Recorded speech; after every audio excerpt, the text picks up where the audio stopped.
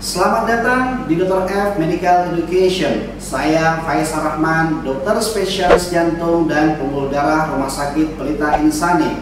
Pada video tutorial yang ke-8 ini kita akan belajar tentang gangguan sistem konduksi pada tingkat intraventrikular yang berfokus pada bundles branch block.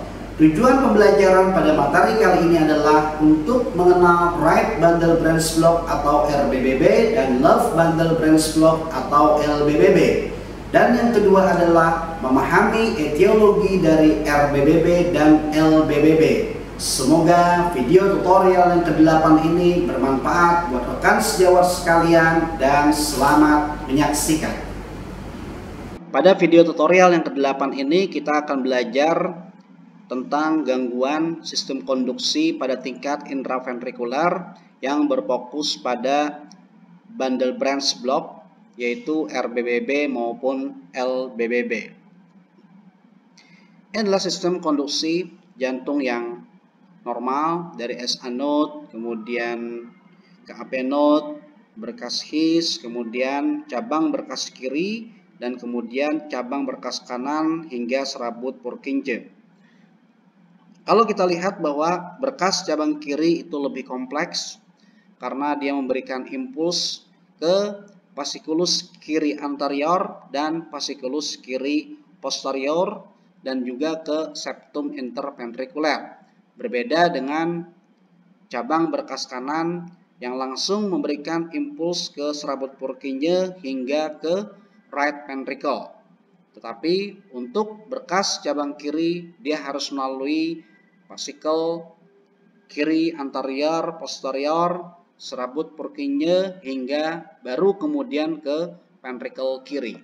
Jadi untuk cabang berkas kiri itu lebih kompleks daripada cabang berkas kanan.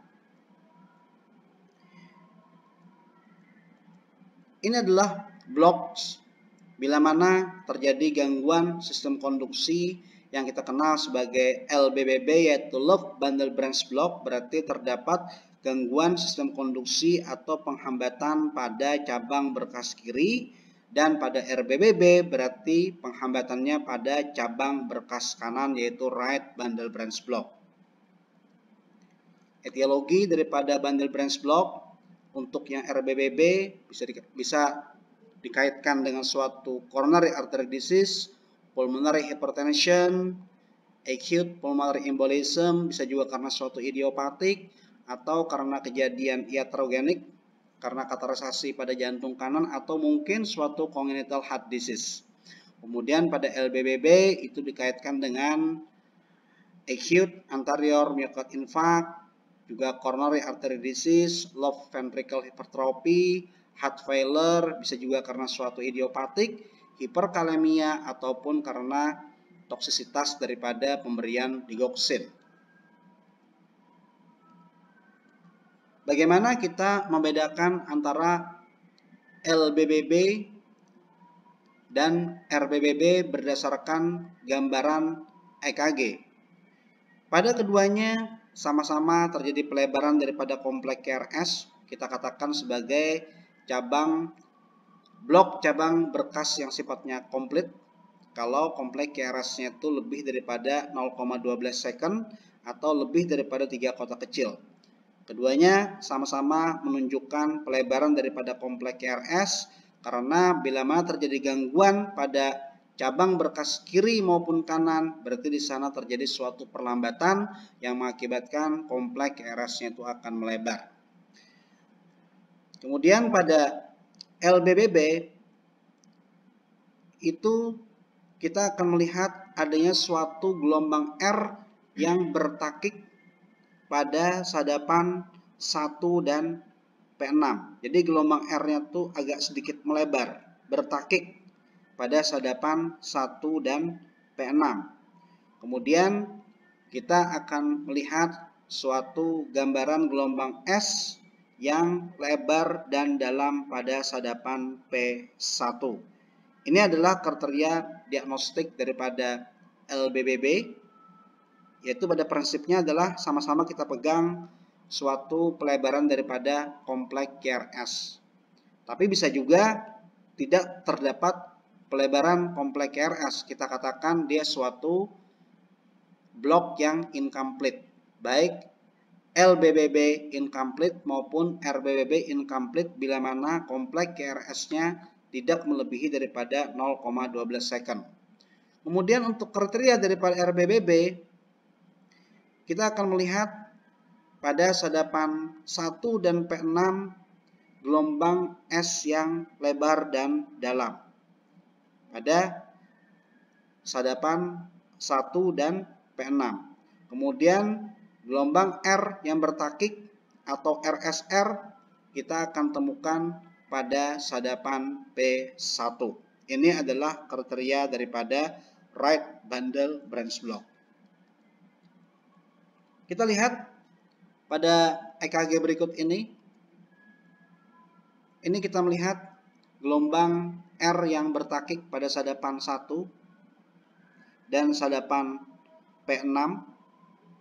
Kemudian gelombang S yang dalam dan lebar pada sadapan P1 dan terdapat pelebaran daripada kompleks KRS yang lebih daripada 0,12 second atau lebih daripada 3 kotak kecil dan dia memenuhi kriteria suatu LBBB atau loop bundle branch block. Kemudian pada EKG yang berikut ini kita akan temukan gelombang S yang dalam dan lebar pada sadapan 1 dan P6 dan justru kita menemukan gelombang RSR ataupun R yang bertakik pada sadapan P1 dan terdapat pelebaran daripada kompleks KRS lebih daripada 3 kotak kecil dan ini memenuhi kriteria daripada RBBB atau right bundle branch block.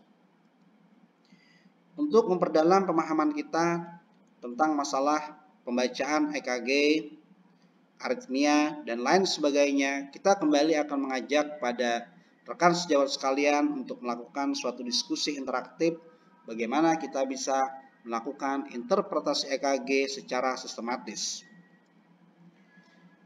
Saya kembali mengingatkan, dalam melakukan interpretasi EKG maka langkah-langkah ini kembali kita ulang, kembali kita review. Yang pertama adalah kita tentukan irama, frekuensi, kemudian aksis. Bagaimana iramanya, apakah sinus atau tidak, frekuensinya berapa kali per menit, kemudian pada aksis frontal apakah normal, LAD, RAD, kemudian pada bidang horizontal apakah CWR atau counterclockwise rotation, kemudian baru kita melakukan interpretasi ataupun asesmen dari gelombang P hingga gelombang T. Gelombang P kita lihat apakah morfologinya normal atau masuk kriteria daripada loop atrial enlargement atau right atrial enlargement. Kita lihat lagi interval PR-nya apakah normal, mendek ataupun memanjang, kompleks RS-nya apakah sempit ataupun lebar. Kita lihat bentuk ataupun morfologi daripada kompleks KRS apakah normal, LPH, RPH, LBBB ataupun RBBB. Kemudian kita lihat segmen ST apakah normal atau ST depresi ataupun ST elevasi. Kemudian kita lihat gelombang T apakah normal, tinggi ataupun terbalik. Baru kemudian kita ambil sebuah kesimpulan. Dalam melakukan pendekatan aritmia, kembali kita ingatkan kembali bahwa yang pertama kali kita tentukan adalah bagaimana regularitas daripada gelombang EKG. Bila mana dia irregular, maka kemungkinan adalah diagnosis yang demikian. Apakah suatu atrial fibrilasi, atrial flutter, ventricle fibrilasi, atau suatu AP block grade 2. Bila mana gelombang EKG itu normal, maka kita lihat lagi kompleks RS-nya apakah dia sempit atau lebar. Kalau sempit dia berasal daripada supraventrikular, kalau lebar mungkin dia berasal daripada ventricle. Kemudian kita lihat lagi bagaimana gelombang P, apakah ada hubungan atau asosiasi antara gelombang P dengan kompleks KRS. Bila tidak terdapat hubungan, mungkin suatu AP block derajat 3 atau ventricle tachycardia. Sebagaimana yang telah kita bahas pada diskusi interaktif sebelumnya pada video 7, kita belajar tentang AP block derajat 3. Kemudian ini kembali kita ingatkan batasan antara supraventrikular maupun ventrikular, bahwa batasan daripada supraventrikular pada bundle of His. Jadi kalau impulsnya itu masih di atas bundle of His, kompleks KRS-nya itu sempit, kemungkinan impuls itu berasal daripada supraventrikular. Tapi kalau kompleks RS-nya itu lebar, kemungkinan dia berasal dari ventrikular dan impulsnya berada di bawah daripada bundle of His. Kita akan mencoba kembali melakukan interpretasi EKG berikut ini. Yang pertama adalah kita tentukan iramanya. Kita lihat di sini apakah iramanya sinus apa tidak, apakah memenuhi kriteria sinus atau tidak. Di sini kita tidak melihat adanya gelombang P. Sama sekali kita tidak melihat adanya suatu gelombang P, tidak terdeteksi adanya gelombang P pada EKG berikut ini. Kemudian kita melihat irama EKG yang irregular. Berarti kalau kita menemukan ada suatu irama EKG yang irregular, kita lihat sini interval RR-nya, ini menyempit, melebar lagi agak sedikit menyempit lagi, melebar lagi. Ini adalah suatu gambar EKG irregular. Kemungkinan adalah 4 diagnostik. Apakah dia suatu atrial fibrilasi, atrial flutter, ventricular tachycardia, atau suatu AP block grade 2? Hanya 4 kemungkinan pada irama yang irregular.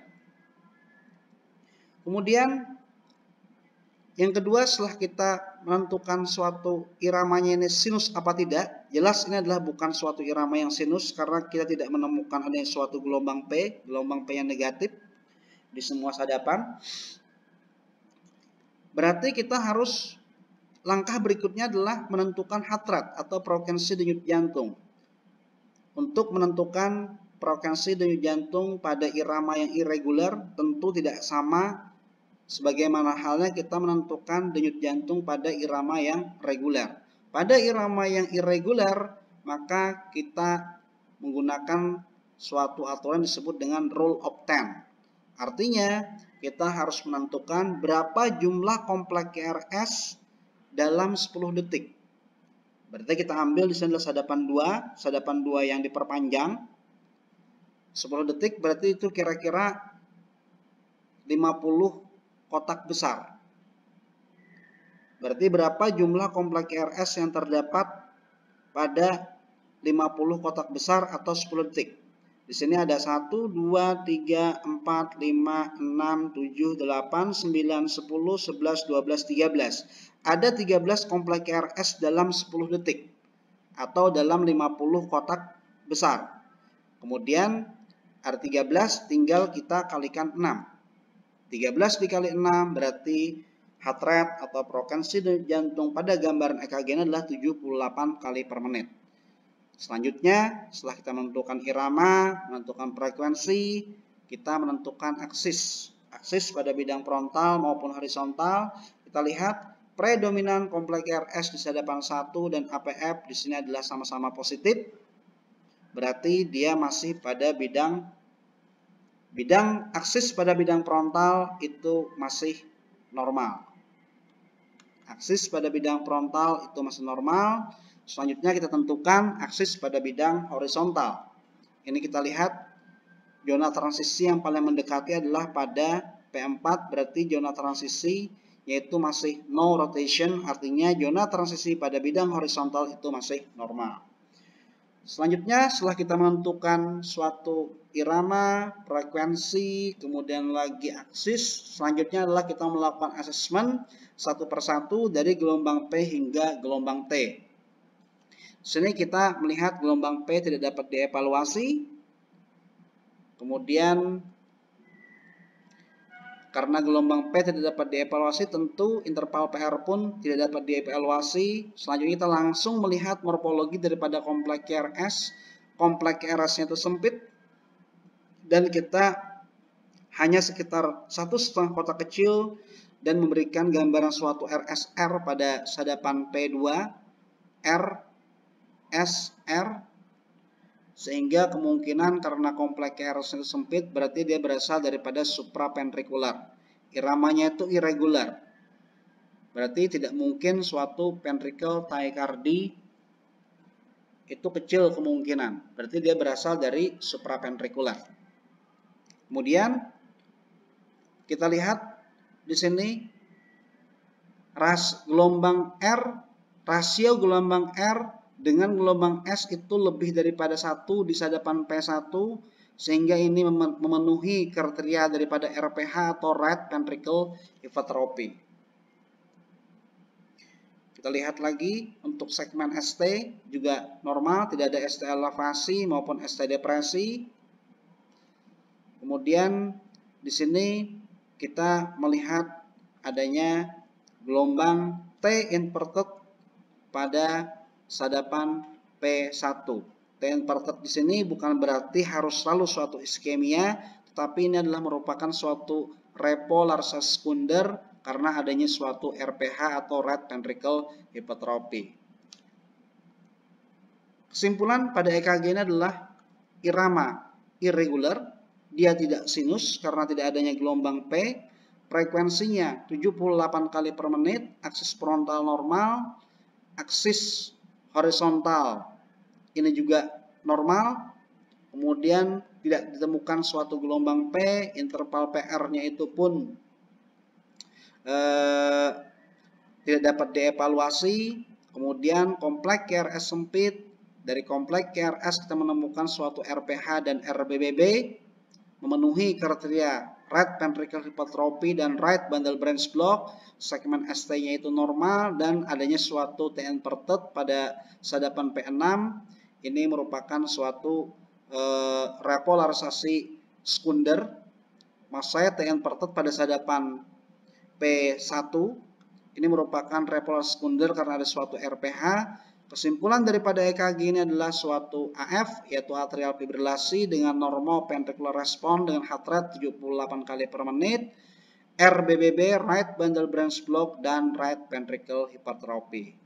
Demikian diskusi interaktif kita pada video yang ke-8 ini. Semoga bermanfaat untuk rekan-rekan sekalian.